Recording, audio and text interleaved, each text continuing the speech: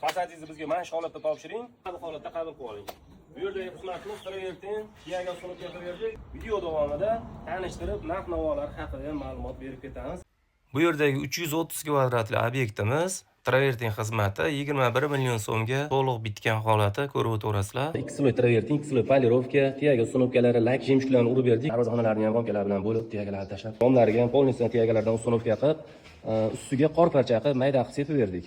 Aka-ukalar ko'rishingiz mumkin. Qirlariga alohida e'tibor qilib ketasizlar, aka-ukalar mana. Nerealniy chiqqan qirlari ham. Fakturalariga ham alohida e'tibor qilib ketaverasizlar inshaalloh. Chiroyli chiqqan aka-ukalar. Fakturalariga alohida. Bironta bir defekt, yaltib qolgan, yoyilib qolgan, guli ko'p bo'lib qolgan, yaxshi joy ko'rsatyapti deyish mumkin. Hamma joyi bir xil mana. Hamma joy inshaalloh. Mana aka-ukalar. Qayerga qaratmay kamerani gullari bir xilda qilingan inshaalloh.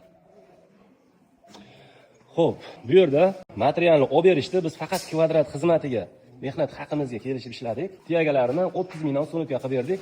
Tiyagalarimizga qorparcha qilib sepib berdik. Bu kvadratga kirib ketadi. Romlar minus bo'lib ketadi. Har bitta oraliqni ko'rsataman. Gullari hammasi ham bir xilda chiqqan inshaalloh mana. Ko'rishingiz mumkin. Inshaalloh chiroyli chiqdi. O'zlariga ham yoqdi uyigalariga. Ob'yomimizga fakturasini kamroq qilib berdik. Romlar oralarini sal ko'proq qilib berdik. Kichkina joyda bilinmay qolmasin deyishdi. Xudo xolasa. Mana shunaqa xizmatlar bo'yicha aloqaga chiqaverasizlar. Qo'ldan kelgancha chiroyli qilib, ishlarni sifatli qilib tez bitkazib beramiz.